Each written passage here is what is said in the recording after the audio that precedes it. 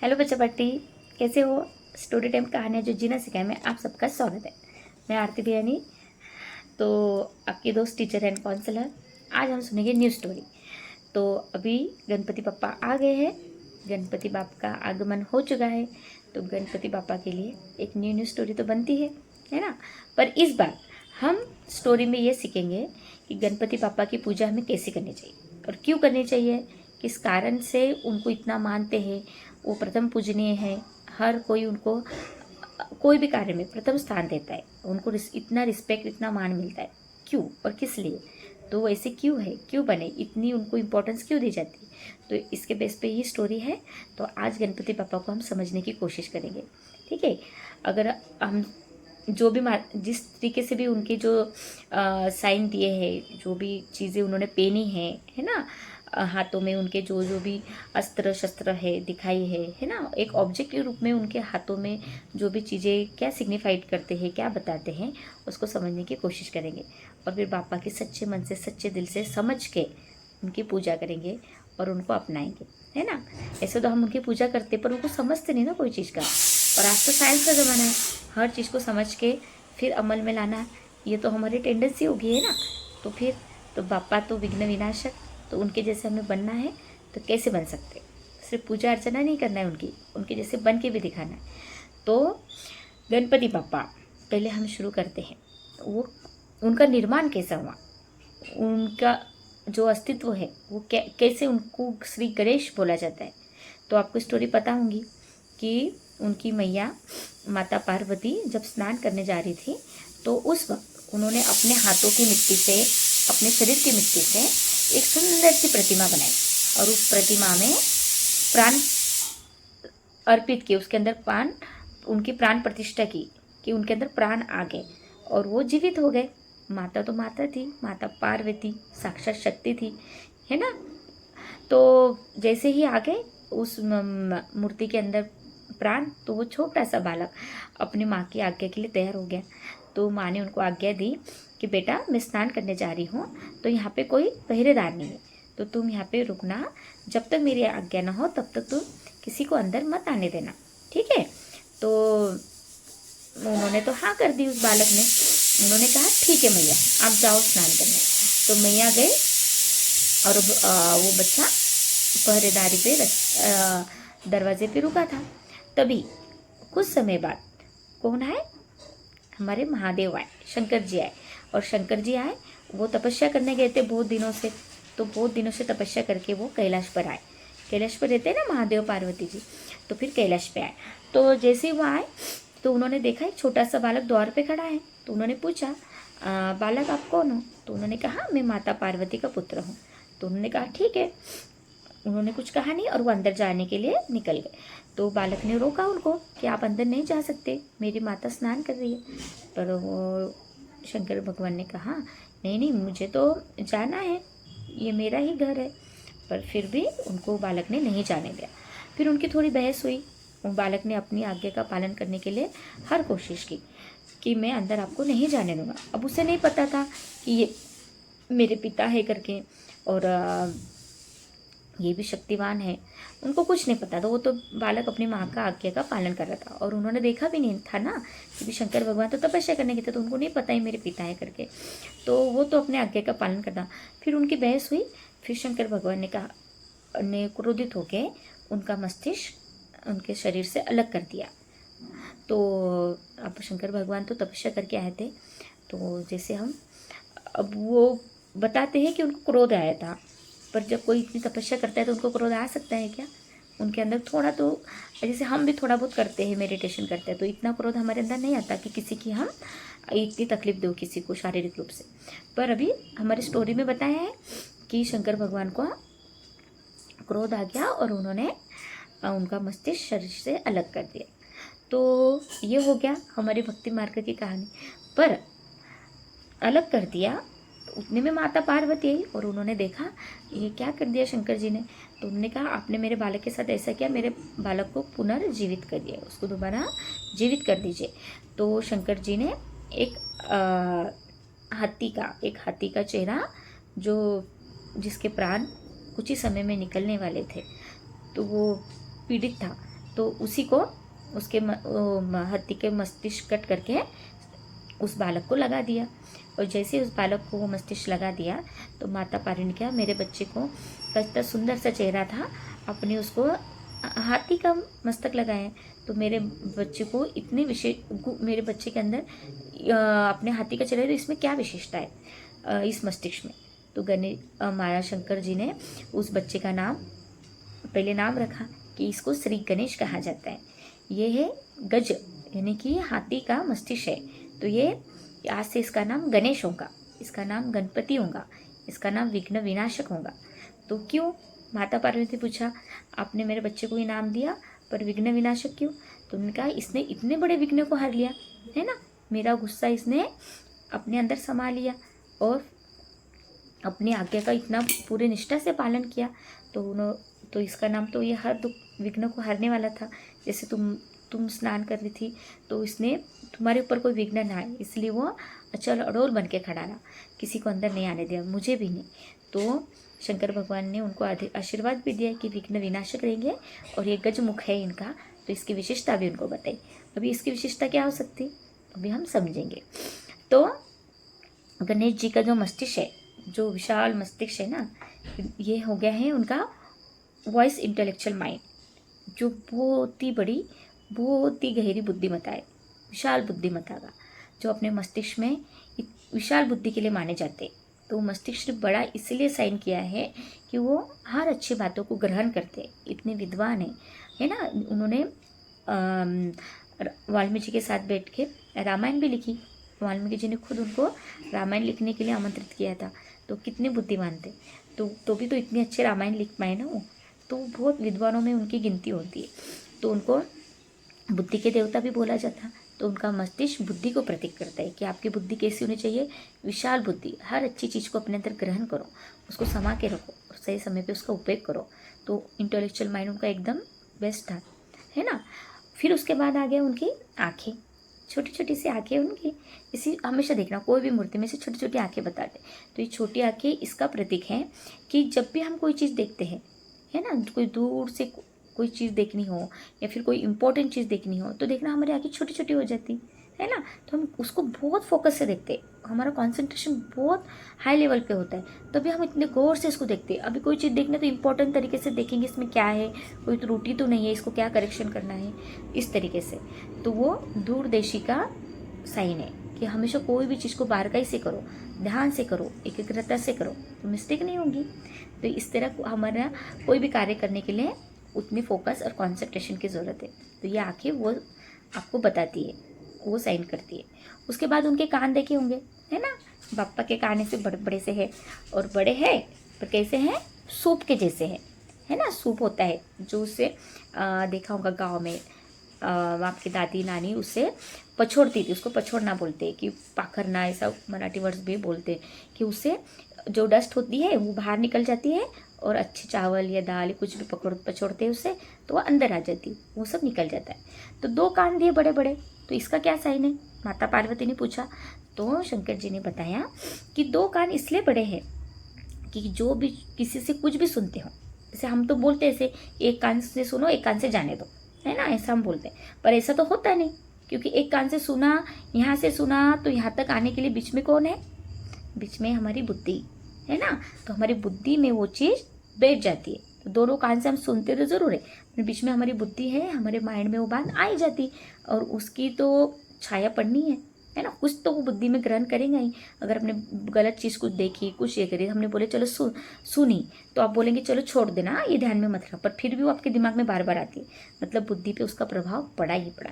तो ऐसा तो होता नहीं ना, एक कान से सुना और एक कान से छोड़ दिया, ऐसा नहीं होता। तो उसकी छाप बुद्धि पे पड़ती है। तो जब भी कुछ सुनो भी, ध्यान से सुनते भी हो, तो बड़े कान यानी कि ध्यान से सुनते भी हो, और सुपासार के कान उनको बोलते। तो क्यों, तो जो भी बात हो तो उसको भी क्या करो, छान के अपने अंदर ग्रहण करो। तो वो बात में से भी अच्छा ही अपने अंदर डालो और बुराई को डिस्कार्ड कर दो, उसको फेंक दो। जैसे हम पछोड़ते तो अच्छे चावल, अच्छे घो, कुछ भी उसके अंदर, सूप के अंदर वो अंदर आते हैं और डस्ट बाहर निकल जाए, तो सूप जैसे कान, तो वो बात आ भी रही कानों में, तो भी उसमें से अच्छी जो बातें वही अंदर डालो और बाकी की निकाल दो, क्योंकि फिर बुद्धि पे उसका प्रभाव अच्छे से पड़ेगा। तो वो ही हमारा संस्कार बनेगा, गुण बनेगा, है ना। हम कुछ सुनते समझते देखते भी है तो बुद्धि पे असर पड़ता है। तो इसीलिए बुद्धि को हमेशा अच्छा भोजन देना चाहिए। उसके बाद है उनकी सोन, बड़ी सी है ना बापा की। तो सोन, सोन क्या बताती है? अभी सोन का देखा होगा, उनकी ट्रंक का क्या विशेषता है कि जब भी वो कुछ लकड़ा, जाड़ा लकड़ा हो या कोई हार्ड चीज़ हो तो भी वो उठा लेता है हाथी। देखा होगा आपने, वो हाथी फिर भी उठा लेता है, सोन में पकड़ लेता है। और या फिर कोई छोटा सा बच्चा भी हो या कुछ हो, देखा होगा कभी ये लोग क्या बोलते हैं उसको, पालकी वगैरह निकलते उसमें हाथी होते हैं। तो तब हाथी के सोन में बच्चा भी आ जाता है। मतलब वो उनके जो होते हैं ना, वो उनके प्रोटेक्शन में, उसको अच्छा ही नाम है, अभी याद नहीं आ रहा मुझे। तो वो आराम से वो सोन में वो बच्चा उठा लेता है। तो वो ट्रंक की, वो सोन की क्या विशेषता है कि हार्ड चीज़ भी वो उठा लेता है और इतनी नॉर्मल सॉफ्ट चीज़ भी उठा लेता है। एक छोटे बच्चे को उठाना मतलब कितना नाजुक तरीके से उठाना पड़ता है, हमको भी लेना है तो उसमें कितनी अच्छी विशेषता है कि वो हार्ड से हार्ड चीज़ भी उठा लेता है और कोमल से कोमल, नाजुक से नाजुक चीज़ भी उठा लेता है, सॉफ्ट चीज़ भी उठा लेता है। तो ये एक ही सोंड है, कैसे करती है? तो ऐसे हमको फ्लेक्सिबल होना चाहिए कि कौन सा काम हमको हार्ड तरीके से करना है, कौन सा काम हमको सॉफ्ट तरीके से करना है। ये विशेषता हमारी होनी चाहिए। कोई कठिन परिस्थिति आ जाती है, तब समझ भी नहीं आता क्या करें, तो उस परिस्थिति को भी हमको हमारी इंटेलेक्चुअल माइंड से, विशाल बुद्धि का उपयोग करके उसको समझ के उसका निवारण करना चाहिए। और कोई हल्की फुल्की बात भी होती है तो उसको भी हमको इजी तरीके से लेना चाहिए, है ना। बहुत सी चीज़ें ऐसी होती है, लाइफ है, चलता रहता है ना। तो ये सब चीज़ों को हमको कहाँ फ्लेक्सिबल होना है, कहाँ पे हार्ड होना है, कहाँ स्मूथ होना है, ये हमारे नेचर का एक हिस्सा उसमें आना चाहिए, उस सोन की तरह। ठीक है। अभी होगी बात दांत की। अभी उनको क्या बोला जाता है? एक दंत। एक दंत माना उनको एक ही दांत बताते, एक दंत दयावंत, है ना। तो एक दांत क्यों बताते? अब दांत तो दो है पर एक हाथ टूटा बताते। तो फिर एक दांत इसलिए बताते हैं कि अभी इसकी भी थोड़ी कहानी है, पर अभी हम उसको स्टडी के माध्यम से समझ रहे, पापा को स्टडी करने की हमारे उनके साइन को हम बताने की कोशिश कर रहे हैं। तो एक दांत इसीलिए बता रहे हैं कि जैसे हमारे देश है, भारत देश में, है ना, विविधता में एकता, है ना। बहुत सारी विविधता है, इतने सारे कल्चर है, रिलीजन्स है, कास्ट है, कम्युनिटी है, एज भी हमारे डिफरेंस होते है ना, हमारे कॉम्प्लेक्शन भी, हमारे जो कलर्स है वो भी डिफरेंस होते हैं, सब होते हैं, सब चेंजेस है। ट्रेडिशन में, कल्चर में भी चेंजेस है, बहुत सी चीज़ें, अलग अलग धर्म के अलग अलग ट्रेडिशन है ना, कल्चर है। पर फिर भी हम सब भारतीय करके बुलाए जाते हैं। तो भारत की यही शिष्टता है, विविधता में एकता है। तो यूनिटी वाला देश जो बोलते हैं तो वो हमारा भारत ही है। तो ऐसे ही, तो भले ही हर प्रकार की विविधता, गणेश जी को सभी मानते हैं, जिसकी जैसी भावना हो वैसा सब, हर कोई उनको मानता है, पर वो सबको अपना मान अपनी कृपा सब पे करते, सबको ब्लेसिंग देते। ऐसा नहीं कि ये कम्युनिटी का है, ये कम्युनिटी का नहीं। भगवान के लिए तो ऐसे कोई पार्शलिटी नहीं होती, वो किसके लिए बायस नहीं होते, सबके लिए एक समान होते। तो ये उनकी यूनिटी की वो दर्शाते कि ये अनेकता में भी एकता है। तो एक दंता कि भले ही आप कि हर डिफरेंसेस हो, कुछ भी हो, चाहे हाइट से भी, जैसे हम स्कूल में भी आपके बच्चों के हाइट से भी कंपैरिजन करते, या फिर कलर से कंपैरिजन करते, बुद्धिमत्ता से भी करते हैं, पर फिर भी हम सब तो एक है ही ना। हम बोलते हैं हम एक ही कक्षा के हैं, एक ही स्कूल के हैं, या फिर एक ही परिवार के हैं, है ना। जब परिवार में होते हैं या फिर समाज में होते हैं तो एक ही समाज के हैं। तो ऐसे यूनिटी को दर्शाया है। तो एक दंत, ठीक है। अब हो गया है उनका वो पेट बाकी है ना अभी हमारा। तो पेट बड़ा सा है, पापा का पेट बड़ा सा है। तो क्यों बड़ा है?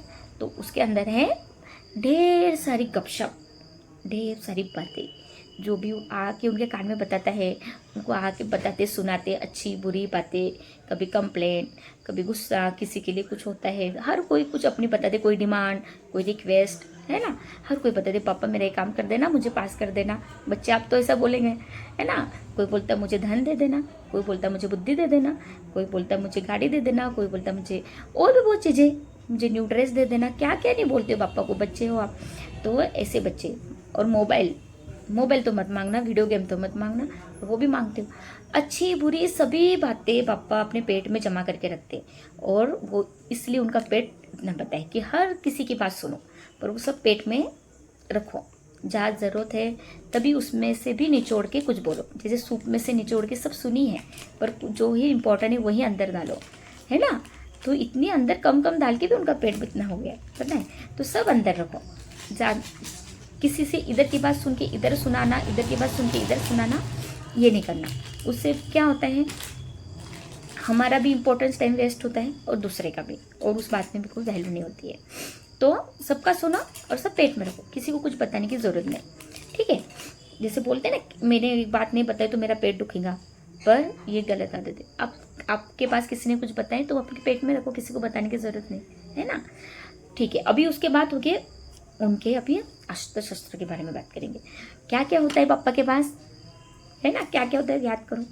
तो पापा के पास होता है, अभी हम सब चीज़ों को ध्यान रखेंगे। तो उनके एक हाथ में होती है कुल्हाड़ी, एक हाथ में होती है डोरी, होती है ना। तो कुल्हाड़ी क्या दर्शाती है, तो कुल्हाड़ी यानी कि वो एक्स जो लकड़े को काट करती है, कोई भी हार्ड चीज़ ऐसी है उसको वो कट कर देती है। तो मतलब कोई भी ऐसी कठिन चीज़ लगती है, कठिन चीज़ क्या हो सकती है, गुस्सा। हम इसको इंटेलेक्चुअल माइंड से समझेंगे, है ना, नहीं तो आप चीज़ों से मत उसको कंपेयर करना। तो हार्ड चीज़ क्या होती है, हमारा ईगो, हमारा गुस्सा, द्वेष, अहंकार, ये चीज़ें होती है। इसको कट करना बहुत मुश्किल होता है, हम हमारे ईगो को जल्दी नहीं छोड़ पाते।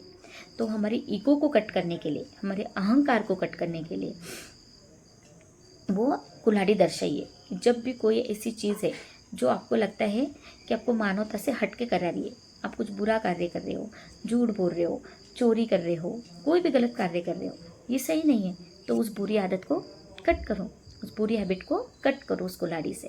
तो बापा ने इसीलिए दिया है कि जो भी बुरी आदत है वो कुल्हाड़ी से कट करनी है, इसलिए वो साथ में रखते हैं हर बुरी आदत को कट करने के लिए। उसके बाद है डोरी। डोरी वो रोप किस लिए क्या सिग्निफाइड करती है, तो वो बताती है कि जब भी कोई भी चीज़ आप करो तो उसको गार्ड बांध लो। रोप तो गार्ड बांधने का काम करती है ना। कहीं भी उसको ज्वाइन करना हो तो गांठ ही बांधना पड़ेंगे, तो और वो पक्की भी रहती है। तो जब भी कोई अच्छी चीज़ हो उसको गार्ड बांधो, उस हैबिट को अपने अंदर संभालो, उसको अपने बिहेवियर में लाओ, अपने लाइफस्टाइल का एक हिस्सा बनाओ। तो जो भी सच बोलने की अच्छी आदत, अच्छी हैंडराइटिंग की आदत, डेली रीडिंग करने की आदत, अच्छा कुछ देखने की आदत, मूवी देखते हो अच्छी मूवी देखो, रील्स देखते हो कुछ देखते हो अच्छे देखो, एक टाइम पीरियड लगा के देखो। बहुत सारी अच्छी आदतें, बहुत सारी क्रिएटिविटी है, बहुत सारी क्रिएटिविटी आप सीख सकते हो। तो ये अच्छी आदतों को गार्ड बांध लो, रखो। अच्छी अच्छी आदतें घर से भी जो सीखते हो उसको गार्ड बांध के रखो। थर्ड चीज़ क्या है, अभी आपके पास बुरी चीज़ को कट करना भी आ गया, अच्छी चीज़ों को बांधना भी आ गया। अभी थर्ड चीज़, हाँ अभी थर्ड आदमी हम मोदक। पापा के पास मोदक है ना। तो मोदक किसका प्रतीक है, मोदक है परिश्रम का, मेहनत का। जब भी मोदक बनाते हैं कितना टाइम लग जाता है ना। आज तो अलग अलग प्रकार के मोदक बनते हैं, पहले तो पापा को पूरन पोली का मोदक बताते थे, मावे का मोदक बनाते थे, है ना। तो वो बनाने के लिए उसमें ड्राई फ्रूट्स डालते, इलायची डालते, मेवा डालते, और पूरन का रहा तो पूरन पोली जो बनते उसका मोदक बनाते, उसका आटा अलग से उसको भिगाना पड़ता है। तो ऐसे मोदक बनाने के लिए बहुत सारी सामग्री लगती है, मतलब ज़्यादा सामग्री भी नहीं लगे पर क्वालिटी वाली एकदम अच्छी वाली चीज़ें लगती हैं। और फिर उस मोदक को बाइंड करना, फिर बनाना, है ना, अच्छे सुंदर सुंदर तरीके से। अलग अलग प्रकार के अलग अलग डिज़ाइन के भी मोदक है, तो उसको मेहनत तो लगती है, टाइम तो ज़्यादा है, परिश्रम लगता है। और स्वीटनेस का प्रतीक, उसमें स्वीट, मोदक हमेशा स्वीट ही होते हैं। पर आपने देखा होगा पापा के पास, कोई भी पापा के पास देखो मोदक हमेशा हमेशा उनके से हाथ में होते हैं, जैसे खाते हुए नहीं बताते कभी, ऐसे हाथ में मोदक होते हैं। क्यों, वो इसलिए जब इतनी सारी अच्छी आदतें अपने जमा कर ली, इतना अच्छा सुना, इतने अच्छे फोकस से कॉन्सेंट्रेट किया, है ना, बुद्धि को इतना बढ़ाया अच्छी अच्छी चीज़ों से, इतना अच्छा ज्ञान ग्रहण करते हो, है ना, सोन से मतलब फ्लेक्सिबल रहते हो, किसको ग्रहण करना है, किसको अपने अंदर अपने संस्कारों में लाना है, अपने आदतों में लाना है, ये करते हो। बुरी आदतों को भी कट करते हो, अच्छी चीज़ों को भी बांध के रखते हो, अपने पास संभाल के रखते हो, उसको अमल में लाते हो। तो जब इतनी सारी अच्छी आदतें होंगी और इन सब अच्छी आदतों का एक स्वीटनेस वाला मोदक बनेगा, है ना। और वो मोह तक पापा अपने पास रखते हैं। और जब अच्छी आदत बढ़ जाती है किसी की, तो कोई भी आपकी तारीफ करेगा, करेगा ना। कोई अच्छी चीज़ में आप अचीवमेंट कर लो तो आपको बोलेंगे, अरे आप कितना अच्छा करते हो, अरे आप क्या हैंडराइटिंग कितनी सुंदर है, अपने कितने अच्छे मार्क्स लाए, आप तो बहुत होशियार हो, है ना। ऐसे आपकी तारीफ करते हर चीज़ में। कोई पर्सनैलिटी से करता है, कोई आपके गुणों से करता है, कोई भी चीज़ में हो। प्रोफेशनल वे में आपका बिजनेस अच्छा है, आप अच्छी जॉब पर हो, ऐसे हर तरीके से। आपके तो छोटे छोटे चीज़ों में भी आप बोलेंगे अब तो के पास तो बहुत अच्छी चीज़ें होती है, या फिर बोलेंगे अरे आपके तो बच्चे बच्चे डिस्कस करते हैं आपके हेयर बहुत अच्छे, आपके आपके पास किताब वो जो रहते हैं स्टेशनरी बॉक्स वो भी बहुत अच्छी है। ऐसे अब बच्चे तो छोटे मोटे भी कंपैरिजन करते हो, है ना, बोलते हो। तो ये सब चीज़ें सुनते तो हम बोलते हैं हाँ हाँ, मेरे पास तो मैं हमेशा अच्छा रखता हूँ, मैं तो हमेशा ब्रांड का ही यूज़ करता हूँ, बगैर ब्रांड का तो मैं यूज़ ही नहीं करता। तो हम थोड़ा अंदर थोड़ा एटीट्यूड आ जाता है ना। बच्चे करते हो ना ऐसा, तो ऐसा एटीट्यूड जमा करते हो, और फिर एटीट्यूड आया तो उसके पीछे दौड़ते दौड़ते दौड़ते वाला एटीट्यूड कैसा है, निगेटिव फॉर्म्स का होता है, थोड़ा सा ईगो से जुड़ जाता है। बच्चों में तो होता है ये थोड़ा बहुत, बड़ों में तो ज़्यादा होता है, बच्चों में थोड़ा बहुत होता है। तो वो ईगो फिर हम किसी से जल्दी मिलते नहीं है। मैं क्यों मिलूँ, मैं तो ये हूँ, मैं तो बहुत क्लेवर हूँ, मैं तो बहुत होशियार हूँ। तो थोड़ा एटीट्यूड आ जाता है। मुझे तो सब क्लास में टीचर बोलती है तुम ही ब्रिलियंट हो, तुम ही टॉप में आते हो, है ना। कोई बोलेंगे अरे तुम ही बहुत अच्छे से करते हो। हर चीज़ का कोई हमारी तारीफ़ करते हो तो हमारी तारीफ़ सुन के हमको हमारा एटीट्यूड चेंज हो जाता है। ये बारीक सी नोटिस अगर आपने चेंज की होगी, इसको ऑब्जर्व किया होगा, है ना। क्लास में भी बच्चे कोई ज़्यादा इंटेलिजेंट होशियार बच्चे होते हैं तो उनका एक अलग ही एटीट्यूड होता है। तो ये जो एटीट्यूड आता है वो सही नहीं है ना। हमसे जो कम है तो उनको इस तरीके से हमको नहीं जज करना चाहिए, उनको इस अंडर एस्टिमेट नहीं करना चाहिए। तो ये जो गलत चीज़ का एटीट्यूड आता है, तो ये स्वीटनेस का जो हमारे पास क्वालिटी है, अच्छी जो भी चीज़ की आपकी विशेषता आपको लोग बताते हैं, तो जो एटीट्यूड आता है गलत आता है, ईगो आता है, मतलब अहंकार, तो आप किसी से दोष करना चाहते हो, उसको कम लिखने लगते हो, तो ये इसको पचाना ज़रूरी है। तो सक्सेस जो है, आपकी तारीफ है, आपकी जो महानता कुछ कोई बताता है, तो उस महानता को अपने पास ही रखो, उसको ग्रहण मत कर लो, खा लो मत। अगर खा लिया और वो बुद्धि पे चढ़ गया तो फिर अहंकार का तो कुछ ऑप्शन ही नहीं है। जैसे रावण को अहंकार था, तो अहंकार तो नहीं, फिर आ जाता है मैं। फिर मैं कौन, फिर मैं का तो हमने सुना है। तो फिर वो अहंकार को हमको हमारे पास ही रखना है, मुट्ठी में, उसको खाना नहीं।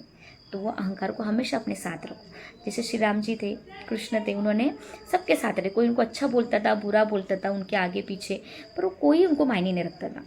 उनको पता है ना कि मैं क्या करता हूँ, मैं क्या हूँ, उनको पता था। तो कोई कुछ भी बोले, लोगों को तो काम है बोलना, जिसकी जितनी बुद्धि उतना वो बोलेगा।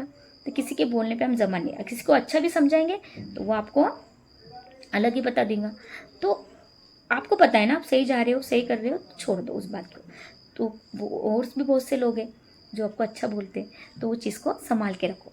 तो उस अहंकार को अपने मुट्ठी में ही रखना, उस मिठास को अपने मुट्ठी में ही रखना, उसको कभी जाने मत जाना, क्योंकि उससे अहंकार बढ़ जाएगा। जो वो अच्छा ही फिर अहंकार में परिवर्तन हो जाएंगे। तो उस मिठास को अपने पास ही रखो, उसको खाना है। और फिर ये सब चीज़ें हो गई तो उसके बाद क्या होगा, फिर एक हाथ पापा का उठता है ब्लेसिंग के लिए, है ना। उनका हाथ राइट हैंड बताते ब्लेसिंग के लिए। क्यों बताते, ब्लेसिंग यानी कि आशीर्वाद, शुभेच्छा, वो आपको ढेर सारे वरदान, ढेर सारी शुभकामनाएं देते हैं और आपको आपकी इच्छाएं पूरी करते हैं। तो ब्लेसिंग, जब ये सारे गुण कोई बच्चे में हो, कोई इंसान में हो, कोई मनुष्य में हो, तो कोई भी प्रसन्न हो जाएगा उसके लिए। भगवान तो भगवान ही है, भगवान क्यों नहीं प्रसन्न है, इंसान प्रसन्न हो जाएगा। जब अगर किसी का बेटा बेटी इतने होशियार होशियार हो, किसी के बच्चे इतने होशियार हो, है ना, ये सब चीज़ें उनको समझ में आए, तो माँ बाप तो खुशी खुश हो जाएंगे, वरदान ही वरदान देते, है ना। तो बापा क्यों नहीं होंगे। तो वो जब अगर ये सारे गुण आपके अंदर होंगे तो बापा ढेर सारा वरदान देंगे, ढेर सारे ब्लेसिंग देंगे। तो आप इस बार बापा की पूजा करेंगे तो इस तरीके से करेंगे, उनके सभी जैसे उनको निहारते, उनकी चीज़ों को जैसे हम आंखों से निहारते, तो जब भी निहारोगे उनकी तरफ देखोगे तो फिर इस तरह से देखना, उनके हर एक चीज़ कुछ बता रही है, उनके हर एक बॉडी से एक एक साइन नहीं कर रहे, एक एक क्या बोलते हैं, उनको एक एक प्रेरणा है, वो हमको सिखा रही है कि आपको इस तरह से बनना है मेरे बच्चे। वो बोलते, पापा बोल रहे कि बच्चे मुझे सिर्फ देखो मत, और सिर्फ ऐसा नमस्कार हाथ जोड़ के आगे मत बढ़ो, तुम मेरे जैसे कुछ बनो, मेरे गुण भी आप धारण करो। जैसे इसलिए मैं मैया पार्वती का और शंभुनाथ का इतना प्रिय हूँ, और पूरे देवता का ही और पूरी दुनिया का ही। तो सबसे प्यारे हमारे पापा, सब प्यार करते ना, तो बच्चे उसको फ्रेंड बनाते, दोस्त बनाते, है ना। किसी का सहोदर बनता है, किसका साथी बनता है ना, किसी के लिए वो सब कुछ होता है।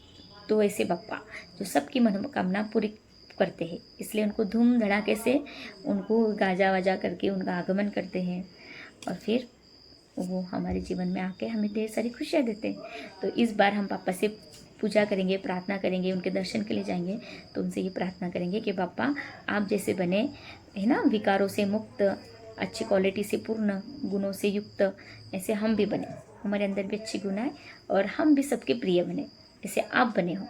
तो ऐसे हैं पापा। Okay, bye, see you, take care, happy Ganesh उत्सव।